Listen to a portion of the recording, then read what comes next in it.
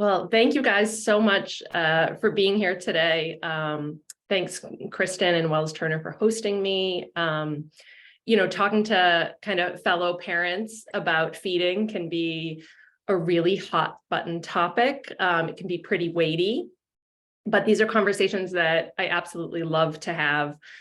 So I am a registered dietitian nutritionist, and I specialize in pediatrics. I have a private practice here in town in Glastonbury, and I work with families. I see them either one-on-one in my office, or I also work with families virtually. And I really counsel parents with kids who have feeding challenges or feeding differences on, how to take some of that stress and anxiety out of feeding. Because, you can reach a point in your food parenting when some of the anxiety and frustration about feeding just becomes all encompassing. And that's not a place that any of us want to be. So I really work with families to help sort of relieve some of that.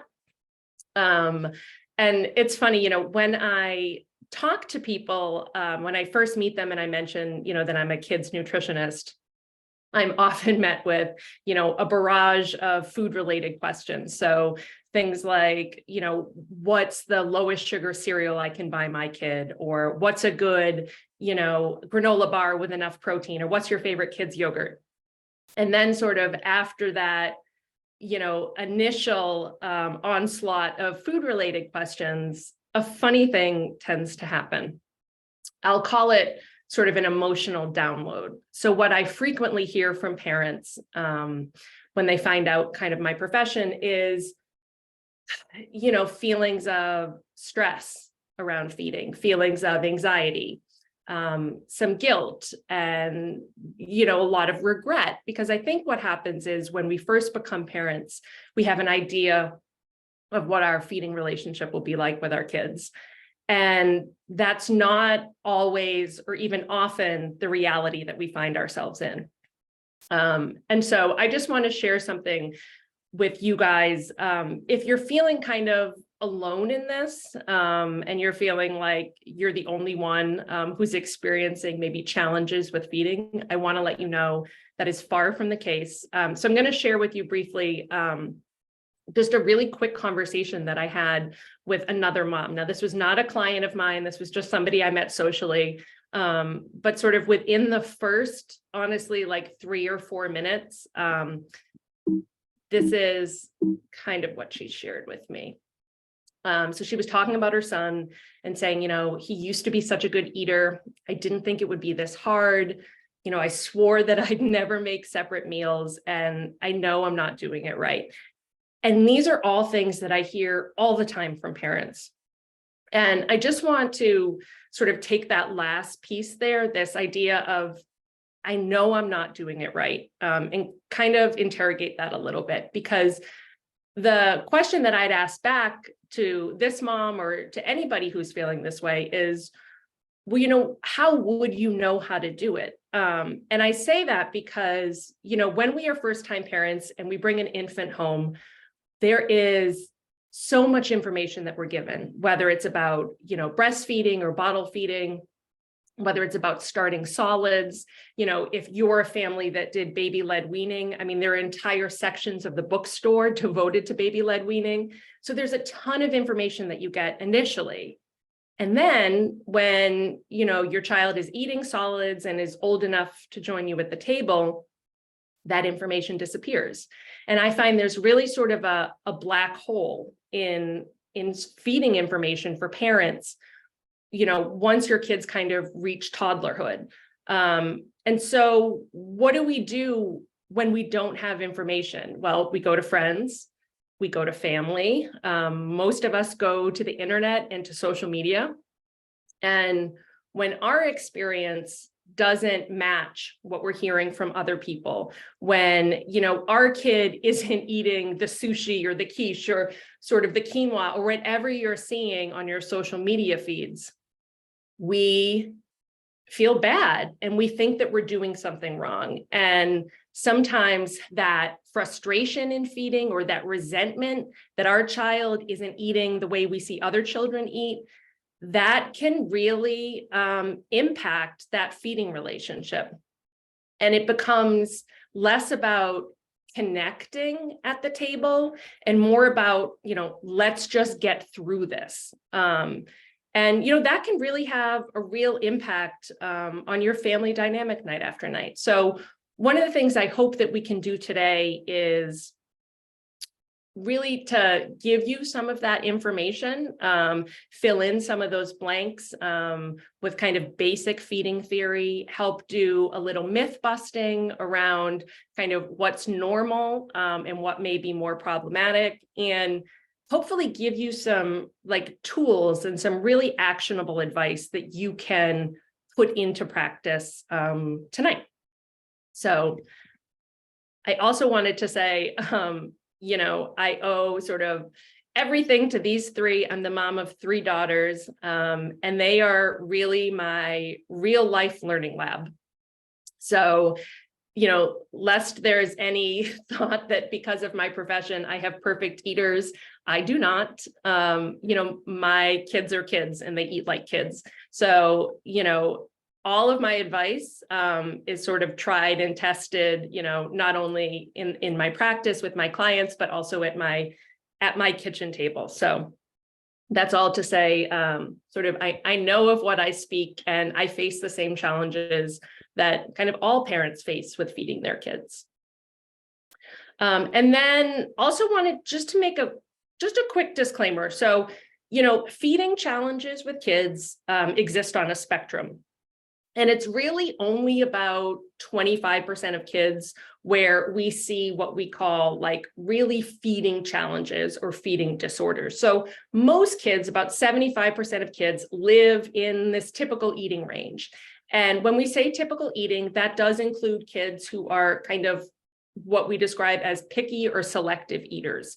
So a lot of what I'll talk about today will cover kind of that, typical eater.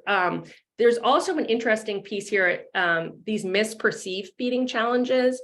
So these are parents who, and I get a lot in my practice, who come to me and they think that there's a bigger issue going on because, again, sort of what they see out there on social media doesn't match what they're experiencing at home. But we can talk about that a little bit later in more detail, that, some of what you're seeing is not normal. And the expectations that we see are really hard to reach. So, but again, just wanted to basically say that what we're talking about here is typical eating.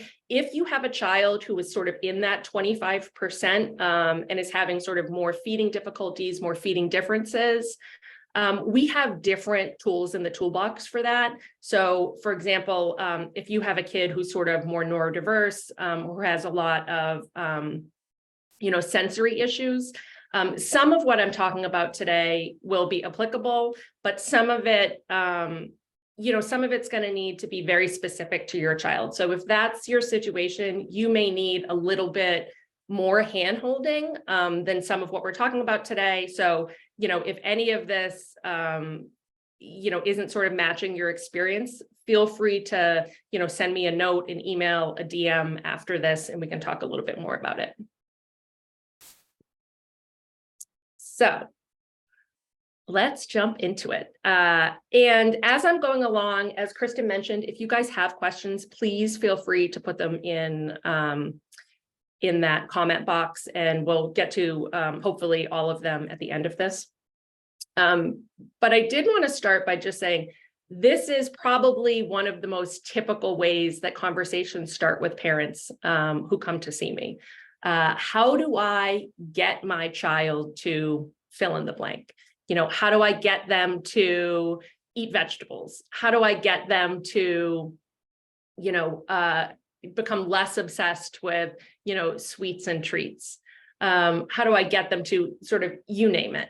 And my answer to parents is often, well, how do you get them to do anything in parenting? So food parenting feels really different to us a lot of the time. Again, like I said, it's a very weighty subject, but a lot of what we do in food parenting is no different than we do in other parts of parenting. So, there are really a few models of parenting. And when I talk about food parenting, I really look at it through the lens of what's called an authoritative style of parenting, which is, where we're setting boundaries and limits, but we're also focusing on connection, versus a more authoritarian style of parenting that's focused on like discipline and control. So this would be, like a food parenting style where, you clean your plate.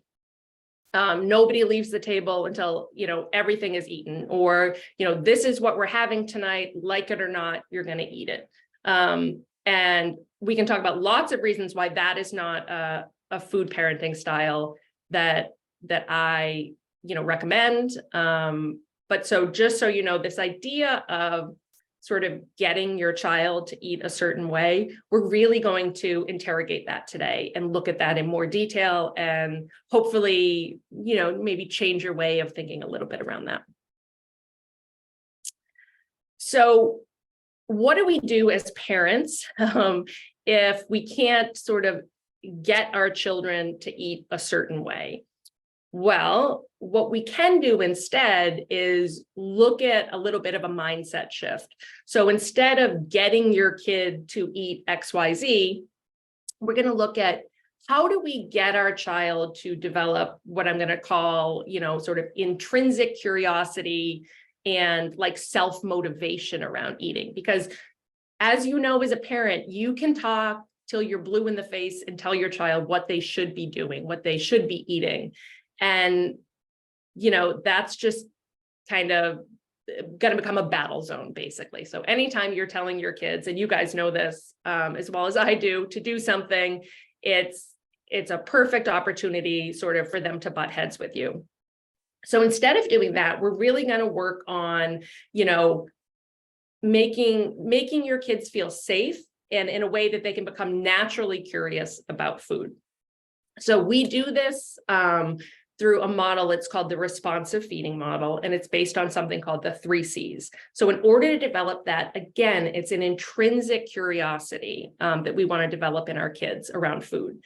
They have to feel safe. And safe is kind of a weird word for parents to hear around food, because they're thinking, well, I'm not doing anything to make my child feel unsafe. But it's a little bit more nuanced. So in order to feel kind of safe and develop that curiosity, we need 3 foundational things to be in place before we even get to that part where kids are kind of self-motivated to try new things. So the first is connection. So kids need to feel like they have a connection at the table with their caregiver.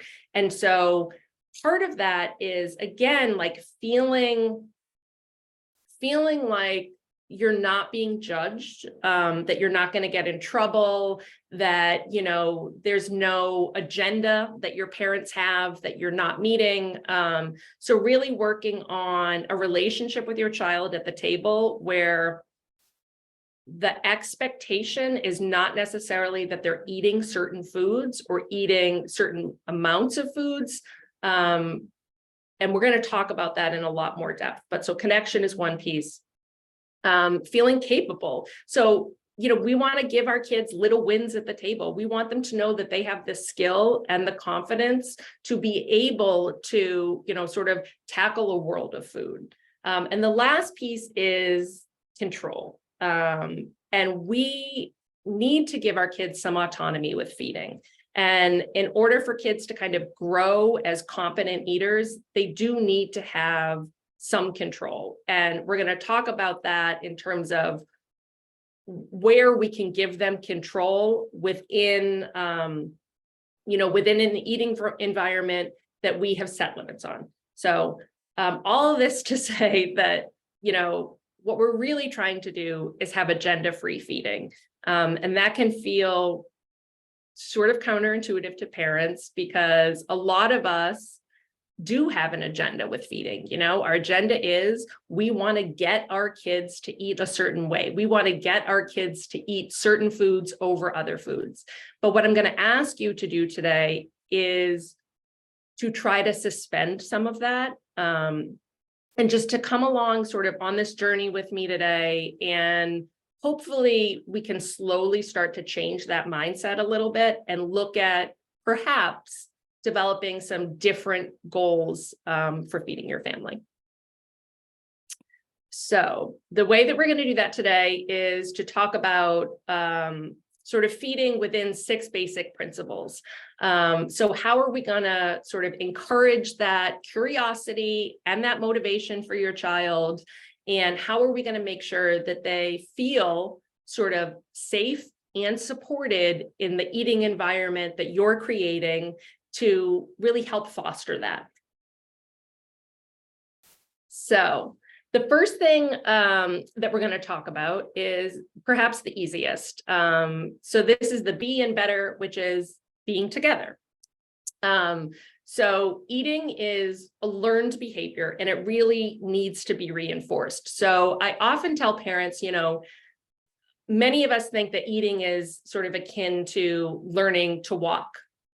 Once your child has learned to walk, that's it. It's sort of one and done. They don't need continuous reinforcement to continue to learn how to walk.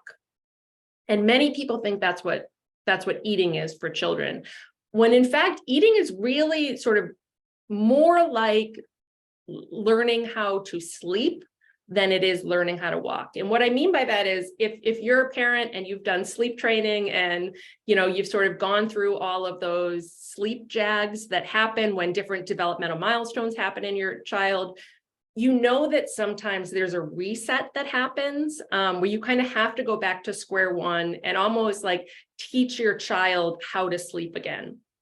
And that happens in feeding too. There are certain developmental periods in children's lives where there are natural disruptions in feeding, and that's a natural developmental process. And so you do sort of have to reset and reinforce. And we'll talk about those specific periods a little bit at the end of this presentation.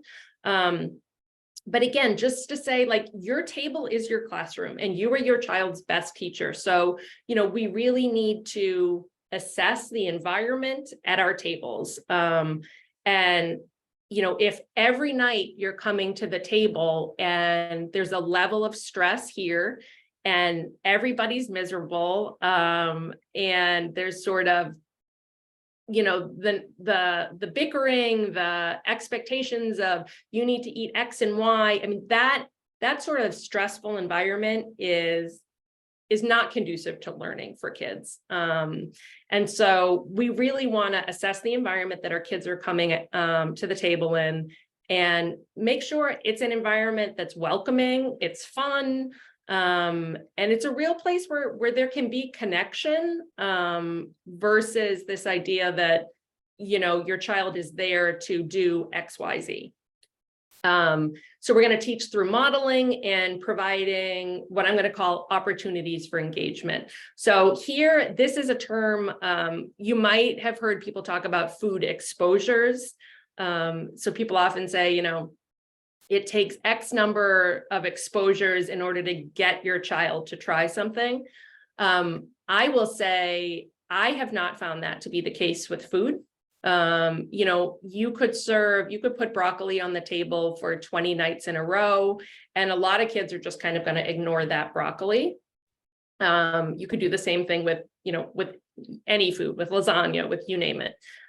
So opportunities for engagement are sort of things that you can do at meal times and away from meal times that get your kid more engaged with the experience. So that could be things like, prepping the bag salad at dinner, being in charge of mixing that beforehand. It could even be, grocery shopping. It can be, carrying food to the table. It can be passing food around the table. It could be, just doing simple activities that are pressure-free, like Can you sort these blueberries from biggest to smallest? So lots of opportunities for engagement and modeling at the table and outside of the table. The next piece, this idea of changing your goals and dropping your agenda. This is one bullet item here, but it is probably the hardest thing for parents to do. Because again, we naturally have an investment in, wanting our kids to be nourished, wanting them to eat, the quote unquote right foods, wanting them, to have the energy to get through the day. But that can become troublesome because a lot of times if that's our agenda, if we want to get certain foods into our kids, then we can easily slip into that authoritative form of parenting where it's all about control and compliance. So instead, when I work with families, we often talk about, instead of your goal being, I want my child to, always eat their vegetables at dinner, or at least try them, we might look at something like, could the goal just be, no one's crying at dinner tonight? Or, or the goal be, my stress level at meals has gone from a 10 down to a 5. So we really look at making goals less dependent on what you're getting your kid to eat and more about, can our goals be devoted to helping foster that connection at the table? And really connection is about, your child needs to know that their relationship with you is not dependent on what they do or do not eat at dinner. So, if there's a lot of judgment on a child for, did you eat this? Did you not eat that? Did you eat too much of this? Did you eat not enough of that? That can feel really stressful for a child. And we know that stress inhibits connection. And we'll talk a little bit later about how stress also inhibits appetite. So if your, if your environment at the table is one that is stressful, is one that has lots of demands on the child, that's not an environment that's helping to foster connection. So, so be together, yes, but also be together in a way that is more conducive to learning for the child, and not just everybody's at the table, yes, but it is a very high stress and uncomfortable environment. So we want to make sure that people are together, but we're also together in a way that's going to foster that learning and that connection. The E is to enjoy meals family style. And now what do I mean by this? So family style eating is really, really simple. It basically means all of the meal components are on the table at one time and everybody is self-serving over pre-plating. So instead of, having mom or dad pre-plate all of the components of the meal on the plate and bring it to the child, everything is at the center of the table and everybody is going to be self-serving. So one of the biggest things that this does is it helps foster that autonomy. So again, the 3 C's, we want kids to feel in control, capable, and confident. And this is really ticking all of those boxes. So I have a little arrow here on self-serving over pre-plating, because I will tell you, if there's one thing that you can take away from here today and go home and implement immediately and see sort of really big changes in the dynamic at your table, I would say that this is it. So when kids are given the opportunity to select what goes on their plate, to select the amount that goes on their plate, we really see them sort of step up to the plate and really show just, that autonomy helps them feel like a big kid, basically. So I hear a lot of parents also saying, I could never let my kid, self-serve. You can, absolutely. My girls all started self-serving, from age 2. And is it messy sometimes? Yes. But again, it also is giving kids a sense of control, but also fun. So, serving the pasta themselves can really feel like a big win for them and can make them feel like, hey, this dinner time is actually kind of fun, and I'm able to do things that I might not be able to do in other places. So, they have tongs are really big at my house. So I use like fun seasonal tongs that we switch out, can be really fun for the kids for self-serving, or, even for pasta, they have they almost look like 2 spoons that you can get. And those are really fun for kids, especially for little ones who, it's hard for them to scoop up a pasta. Those little double scoop tongs can be good. But again, you're encouraging, confidence in them and to feel capable.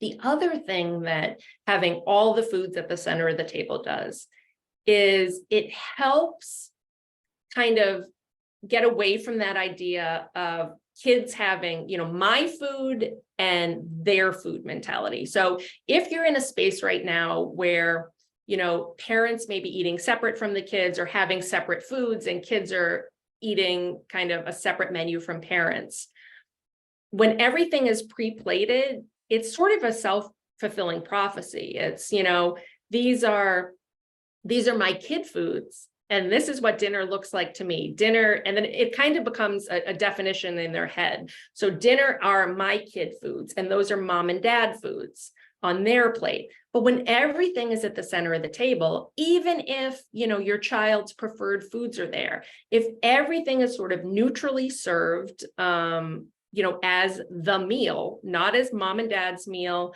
and the kids' meal, it takes some of that away, that their food and my food. It just becomes, here's the food for dinner.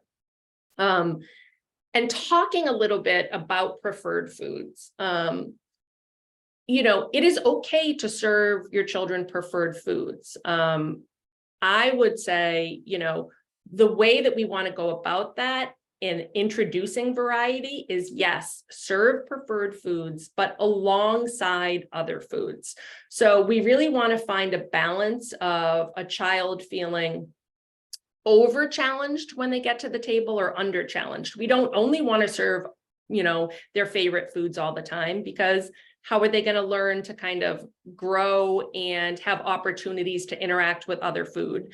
But at the same time, we also don't want them to come to the table night after night and not see any foods that they recognize or that they feel comfortable with, and, really kind of feel like, oh, I'm really nervous about this. I'll give you an example.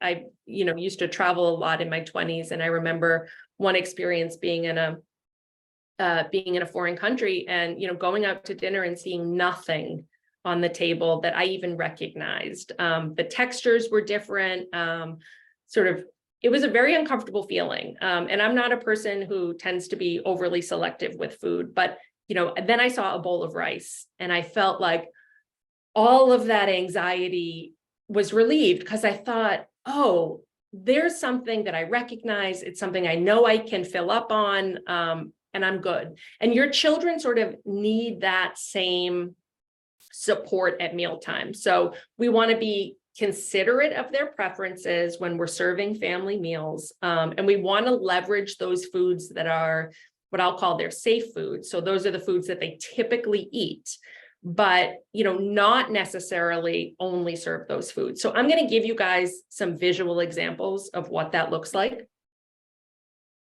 So these are meals that I serve. These are all from my Instagram account. And if you guys do follow me, great. If you don't, hop on Instagram, because I do tend to share all of the foods that we eat every day, just as a way, less to show, what I'm serving and more to show how I'm serving it. So here are some examples of how we do family style meals at my house. And you'll notice that, like, for my kids, like, a preferred food, bread is always a preferred food. Pasta and rice, fruit tend to be preferred foods at my house.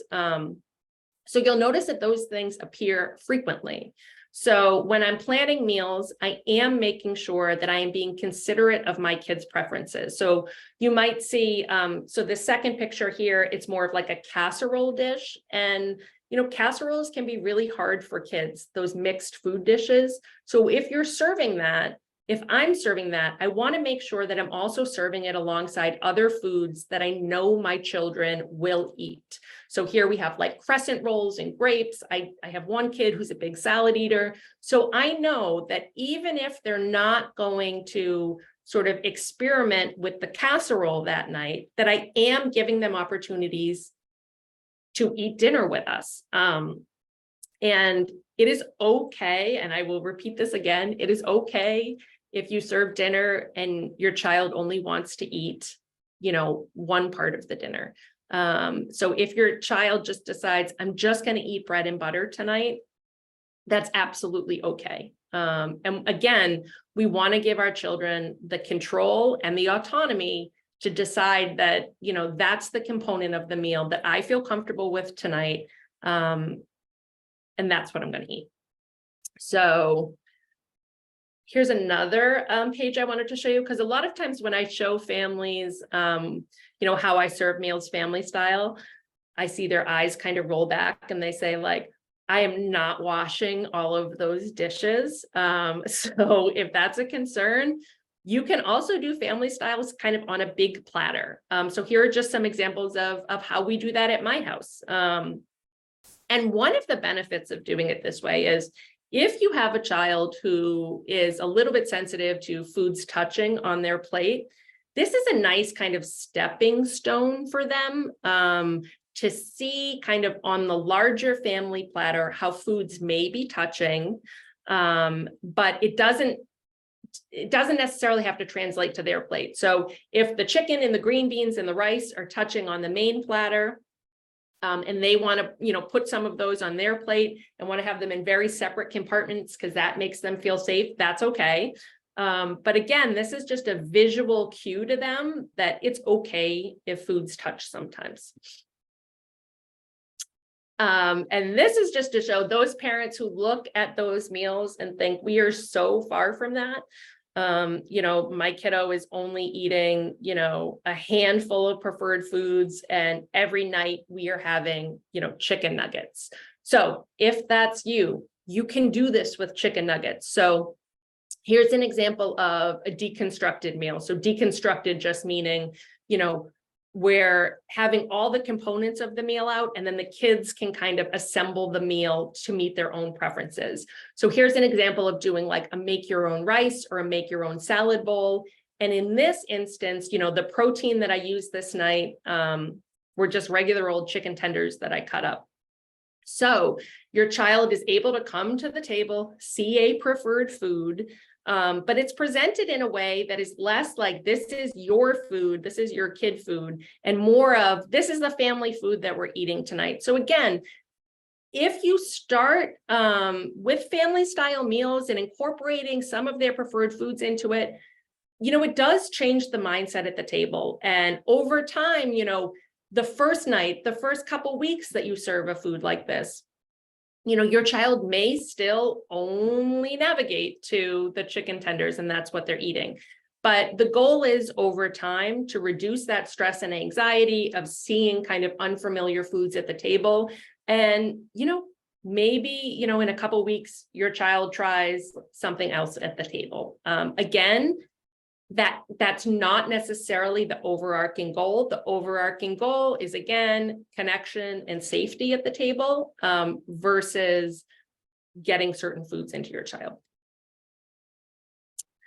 The first T here is really hard. It's trusting your child's own appetite. And this is something that is really hard for parents to do in all aspects of parenting, but also as it relates to food. So again, trust and autonomy is what we're looking for over control and compliance. So there's a model of feeding. It was invented by a dietitian and therapist named Ellen Satter. back in the 80s, and it is called the Division of Responsibility in Feeding. And this is, or DOR for short, and this is really sort of some foundational feeding for kids. And so it basically breaks down into you provide and they decide. So it really is a division of responsibility. So it says that the parent or the caretaker has certain responsibilities. They're responsible for what is on the menu, when it is served, and where it is served. The child is responsible for which of those foods on the menu they're going to eat, and how much of those, or if they're going to eat them at all. So basically, there's no emphasis on portion size, there's no pressure, and there's no restriction. We're being considerate of preferences when we're making the menu. So it's not, I provide whatever I think, you should have, regardless of, what I think you'll eat, and you get to decide whether you eat it or not. It's not that model. It's to say, yes, we are going to consider what foods you like. We are going to make sure there's always bread on the table for you. We're going to make sure there's, a fruit plate for you or something that you can fill up on. And in trusting your child's own appetite and in trusting that, they're gonna pick family style which foods to put on their plate. And yeah, maybe they'll only pick the bread one night, or maybe, night after night, you'll see them just eating the pasta. That's okay. Number one, you can't accurately predict anyone's hunger or satiety. You just can't. And especially with kids who go through growth cycles, we never really know when a kid is sort of really hungry and need sort of that second or third bowl of pasta, or when they're just not that hungry and they're not into dinner tonight. So we're going to leave that piece up to the kids. The only thing that I know about kids and eating is, the one consistent thing is their inconsistency. So, if you're finding that your kids are kind of all over the place with their eating, that is very normal. The other piece of this that I did want to mention was, if we have these very clear divisions in terms of what your responsibilities are, and again, you as a parent, your responsibility is really putting the food on the table. And once that's done, your job is really done. So if you find yourself stepping over that line a lot, and, trying to get your child to eat in a certain way, trying to get them to put certain foods on their plate or eat more of this or less of that, you're going over the line and you're doing their job for them. So if you find that happening, and believe me, as a parent, you do find that happening a lot, just interrogate your motivation for that. And I often talk to my clients about that when they're feeling really frustrated. Why are you feeling that way? What are you trying to do? And why do you feel like your child should eat a certain way? And so just always sort of, if you start butting heads, that's often because you're trying to do their job for them. So just taking a breath, stepping back, and really interrogating what you're doing. So timing is really important. And this is sort of another one of the tools that you can implement sort of immediately, and hopefully see some real results. So the capability piece. So again, we want to make sure kids are coming to meals and feeling successful. And part of that is providing appropriate structure around meals and snacks. So yes, we want to foster connection, but this is not connection sort of within a world that has no structure. So structure is really important to kids, especially for feeding. So I also call this kind of structure-ish, because with feeding, we do want to allow for differences in families, in schedules. So we never want anything we're doing to be too rule-based and too black and white. So there has to be some fluidity to what you're doing. But the main goal here is to provide regular access to food. So we want to make sure that your child knows roughly what time every day they're going to have access to food. And so sticking to some form of a feeding schedule is helpful. So I usually say for little ones, you really don't want to go more than 2 or 2.5 hours between eating. As kids get older, that kind of stretches a little bit closer to 3 or 3.5 hours. So timing meals and snacks appropriately. So if you have a child who wakes up really early in the morning, if you have, a kid who's waking up at 5:30, they may need 2 morning snacks before lunch, just based on sort of that interval of eating. If you have a kiddo, who is eating dinner at 5:30, but not going to bed till 9 o'clock, that's a case where, yeah, you might want to have a nightly, before bed snack built into your schedule. Because again, our goal is to make sure kids are getting enough food during the day. One of the ways that I do this is you can talk about, kind of the kitchen being closed. So this idea that kids have open access to food all day long can backfire on us. And it backfires because when kids have open access to food and the pantry and the fridge, they tend to graze. And what grazing does is kids are never really hungry and they're never really full. They kind of live in this little purgatory.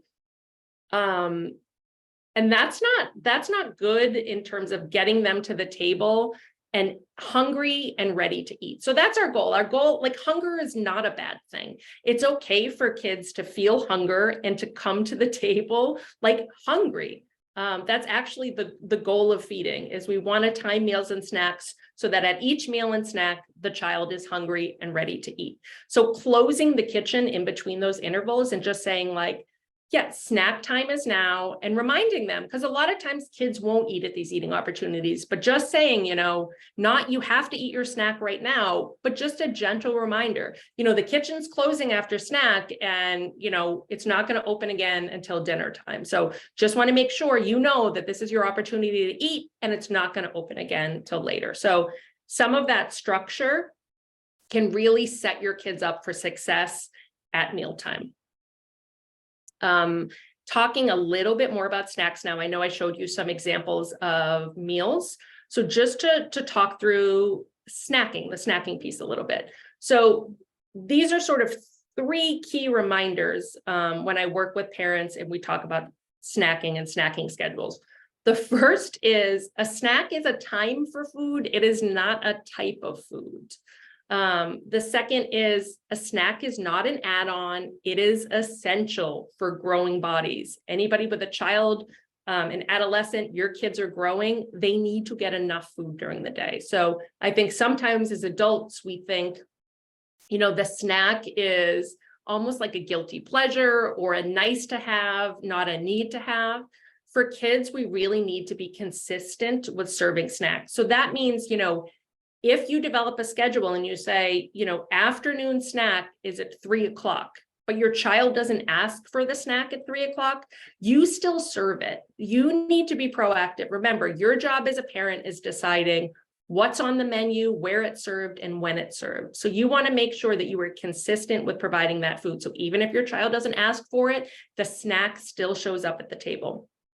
And the last piece here is that a snack is really an opportunity for nourishment. It's not just a handout. So I like to talk to parents about thinking of snacks more as mini meals. Because again, if we're limiting, when food is served, we're saying, we're serving foods at these times during the day, and kind of in between times, we're not offering food. And that's just prevent some of that grazing. Then we need to make sure that when we're offering food from our kids, we're making sure that it is filling food that's going to get them from one eating occasion to the next. And so there are really sort of 3 things that I like to focus on for snacking. The first is variety. So switching up your offerings from day to day helps prevent kind of like those food jags that kids can get into, where they start to think like, my snack is goldfish, my snack is goldfish, my snack is goldfish. And that's all that they want. So switching it up from day to day can prevent that. And it also offers them just more exposure and more opportunities to interact with different foods. The next is what I just talked about, that idea of satiety. So we want to provide snacks that have a good mix of either protein, fat, or fiber, because those are the things that are going to make that snack really filling. So I usually say aim for 2 of those, either protein, fat, or fiber, and pair that with a carbohydrate, because the carbohydrate is the quick form of energy that their body's going to need, really to get them going, and give them an energy boost till the next meal. And then food neutrality. So if you have a child who's always asking for chips or sweets or candy, the snack time is really a great time to serve that. And again, serving it alongside other foods. So it's not, if your child's asking for candy, it's like, no, we're not going to have that now. You could just say, yeah, we'll incorporate it into the snack, and serve it alongside the other foods. Because what we want to do is start to make some of those more coveted foods feel like less coveted. And the way we do that is actually by serving them more frequently. So if you can always incorporate something like that into your snacks or into your meals, it does take some of that rarity away from it. And it helps sort of calm some of that obsession over those food versus a more restrictive mindset. The last piece here is easing up on nutrition perfection. And it's often strange coming from a nutritionist, but what I mean by that is, again, I've talked about this social media trap before. So oftentimes we feel like if what we're seeing on social media is not reflective of what we're seeing at home, we're doing something wrong. I'm here to say that a lot of things that we see on social media are not normal. These plates that we see with, 10 different color vegetables, or I love to say when you see a lunchbox and they're providing a treat, and that treat is like 3 M&Ms, and you're thinking like, well, my kid wants more than 3 M&Ms. Like, is there something wrong with my kid? No, that's normal. It's just the lens that we're seeing through social media sometimes makes us think that the reality that we live is not normal. It's the other way around. And that can lead to some of those misperceived feeding challenges. So if you're thinking like, what I'm seeing is not what I'm living, a lot of times it's because what you're seeing is not reality. And this idea of widening your lens is really important with kids, particularly when it comes to nutrition.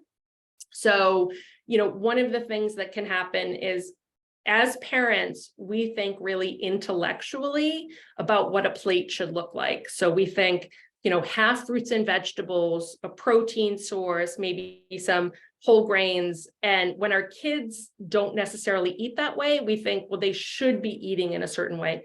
In reality, the way that kids eat is very different. They eat less intellectually and more intuitively. So it's not uncommon to see kids have a very protein heavy day, a couple carb heavy days, have like, a day where like, you're like, where did all the fruit in our house go? Like, our kids ate all the fruit today. So when we look at a kid's diet, we really need to widen that lens, not to look at meal to meal or even day to day, but really, what did their diet overall look like for the month? So that can be really helpful mindset shift. Another thing that happens with nutrition perfectionism is, we start to do what's called food moralization. So we, ascribe morality to our food. This is a good food. This is a bad food. This is a healthy food. This is an unhealthy food. This is a green light food. This is a red light food. That's not serving anybody well to do that. So kids are very concrete thinkers. They think very black and white. So particularly little kids, if a food is a good food or a bad food, they really internalize that and think, I am good for eating this food. I am bad for eating that food. We don't want to do that. The other thing that it does is it really adds a layer of sort of shame and guilt to eating, which is the last thing that we want to do with food. And when we try to restrict and control food, typically that backfires. I think that we all know, if you're a parent who has ever gone on a more restrictive diet, the more you know that you can't have something, the more that you want it. We find that with kids all the time. And then the last piece here is we all come with baggage. If you grew up in the 80s or the 90s, those were very interesting times when it came to nutrition education, sort of the Snackwells era of America when everything was fat-free. So we all come with sort of some internalized misperceptions about food and body. A lot of that is sort of a manifestation of diet culture. So yeah, I mean, some of the work that we need to do with feeding kids is really to step back and interrogate our own baggage around feeding. And that's honestly a lot of the work that I do with families, is to kind of work through that and understand sort of what is real nutrition and what is sort of healthification and nutritionism and diet culture. And that's hard work. It's hard work that takes a lot of time to sort of parse out. And just to talk here quickly about what is normal and developmentally appropriate. A preference for sweets and carbohydrates is biologically driven. This is very, very normal. The first thing that we crave when we're born is breast milk, which is very sweet naturally. So no shame or guilt if your child has a sweet tooth. We are programmed that way. Also, if your child is one that craves carbohydrates all the time, again, biologically driven, carbohydrates are the preferred source of fuel in the body. So for a growing body, for them to want more carbohydrates and to want them more often is normal and is a biologically driven process. Food neophobia is basically fear of new foods. And this is one of those developmental stages that I was talking about earlier. It happens to almost all kids between ages 2 and 5. So if you are in this land right now where you think, my kiddo used to eat everything and seemingly overnight they stopped, that is what this is. It is a normal developmental stage that happens to almost all kids. So not unusual. If you have a child who cannot sit at the table, they have a limited attention span, very normal. Or a kiddo who is really overwhelmed at dinner. A lot of times we have kids who come home from a full day of school and their nervous system is shot. And having the requirement that they need to sit for, a 20-25-minute dinner is hard. It's hard for a lot of kids. So for those families whose kids are really just not interested in dinner time, we talk about maybe front loading some of the calories, doing a bigger breakfast, a bigger lunch, and a big after school snack is a strategy that works for a lot of families. Also, this idea that kids have favorite foods and they're changing day to day. And, I always say, don't go to Costco and buy something in bulk because the next day your kids will say, I hate that. And the idea of a meat strike is very common. That happens to a lot of kids. It's normal. It's something that passes. The last R, and I know we are running out of time, but this is just resisting the urge to pressure. So pressure and restriction prevent a kiddo from feeling in control. And pressure takes many forms. There's obviously the clean your plate, or you can't leave the table, or you can't have dessert without eating. Those are forms of negative pressure, but there's also positive pressure. So things like, you look at your sister. Oh, she's such a good eater, really praising one child or another over another, or saying things like, this is really good. I think you'd like this. Are you sure you don't want to bite? This is delicious. Those are all forms of pressure. And you're either going to have a compliant child who does what you say, or a combative child. And the combative child, will resist even that pressure. And that, like I talked about earlier, sets you up for really strong battles. And we know from research that even regardless of whether you have a combative child or a compliant child, we find in research that foods that kids were quote unquote made to eat are foods that they do not naturally gravitate toward as adults. So even if you have a compliant child who's, following your 2-bite rule, the chances of them growing up to love those foods are, drastically, reduced by the fact that you are, making them eat them now. And I talked about this a little bit before that, stress and appetite suppression is real. So if you have a very stressful environment and you're, requiring your child to eat certain foods, it's very likely that that stress is actually inhibiting their appetite. And if you've ever tried to, force down food when you're not hungry, that's really hard to do. And the last piece here is just to talk about fear. So a lot of times as parents, we think they're overreacting. They're not, like, they can eat this. This is ridiculous. It's just a piece of broccoli. It's just one piece.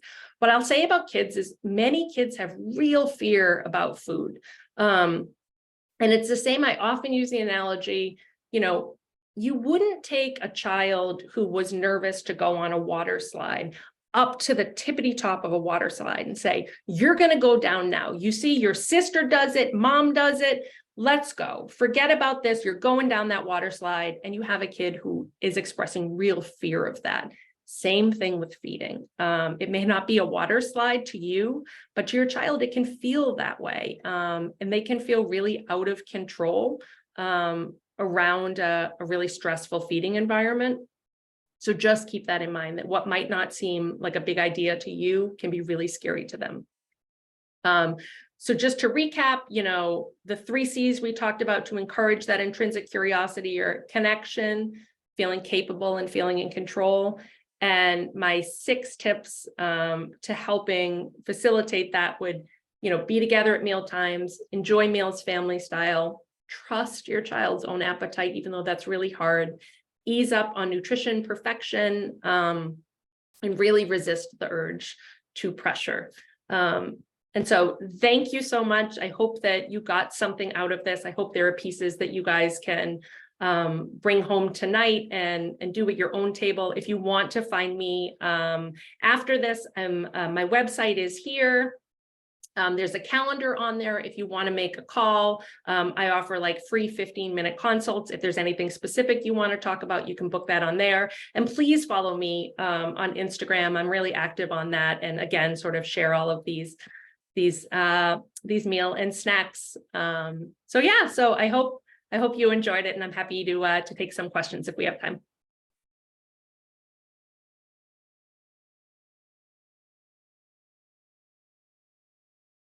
There were no chat questions, but if anyone wants to unmute at this point, you are able to do so.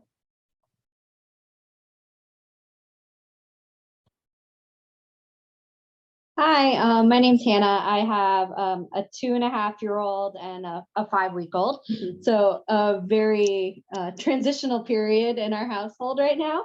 Yep. My 2.5-year-old he's I would say in general a very good eater. I learned a lot today. Thank you. You talked a little bit about kind of those kitchen closed times. Yep. He loves milk of Yep. all things.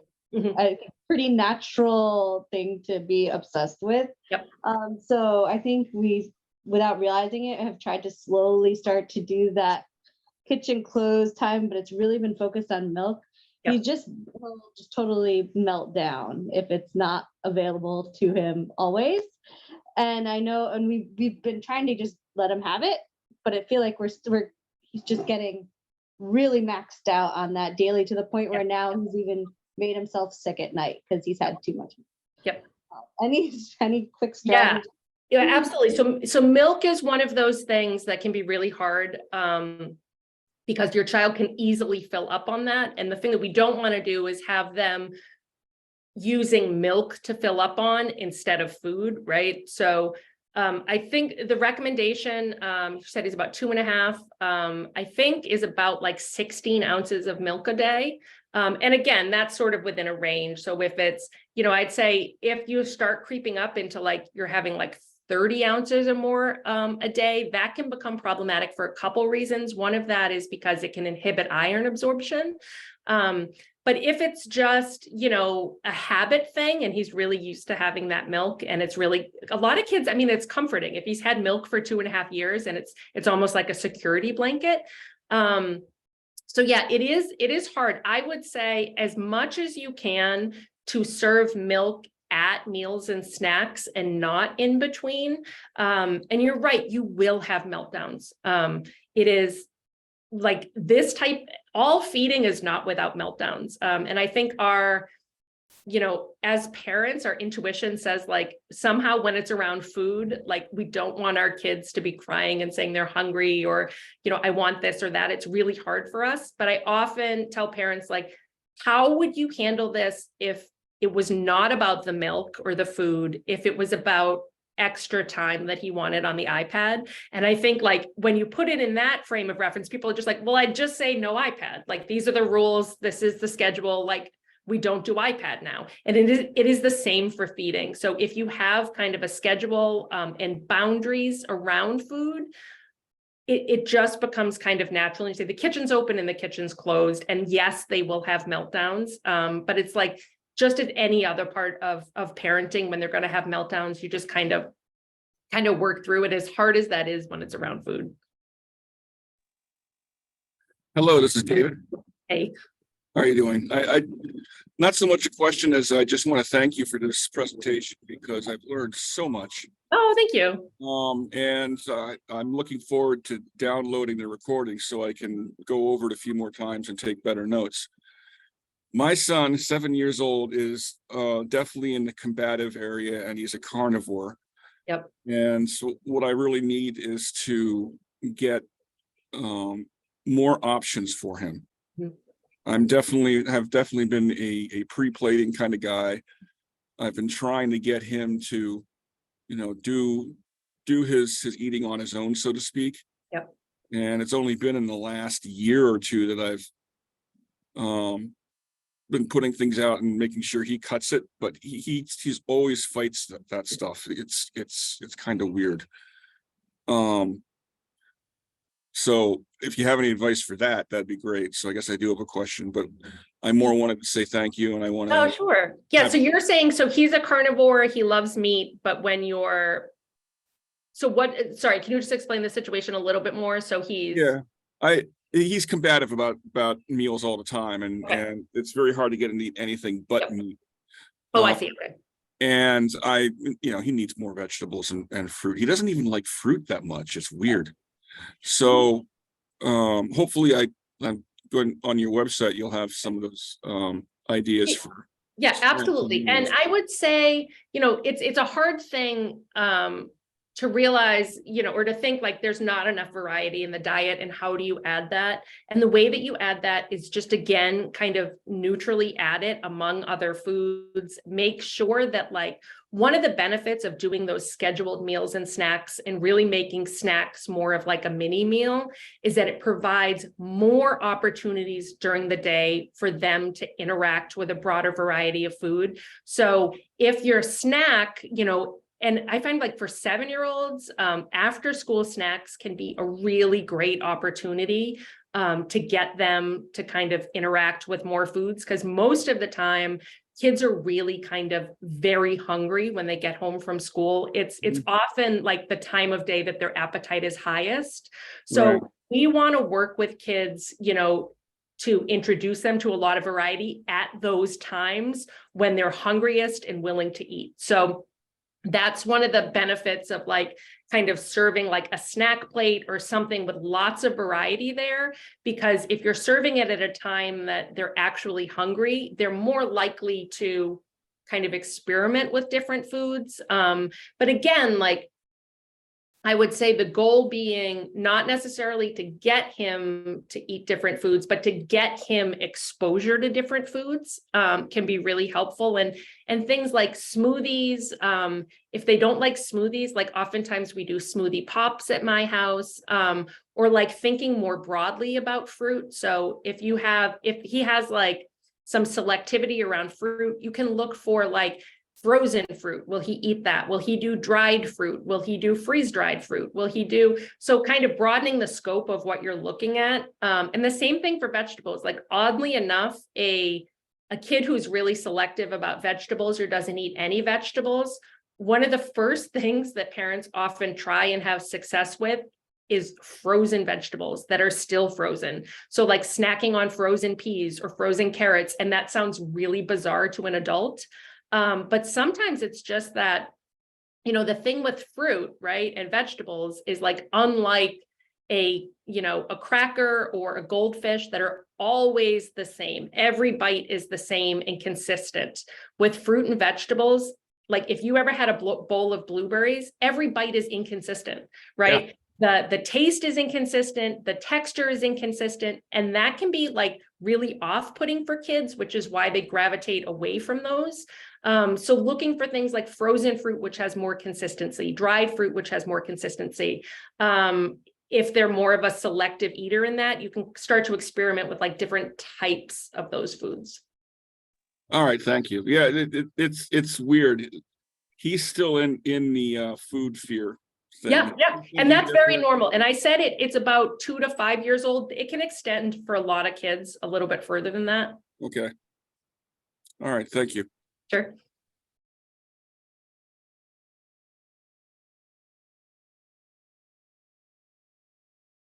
All right, if we don't have any more questions, we can end now. I think you all have contact information for Sarah if you have any more questions. And if you need, you can email me. I'm the one that sent you the Zoom information. So, and then I can get your question to her. I will be digitizing this recording and putting it on our YouTube, and I will send the link out to everybody as requested. So if you want to go over it again, that is something you can do. All right, so last chance for questions. All right, I think we're all set. Thank you, Sarah. Thanks, everybody. Have a good one. You too.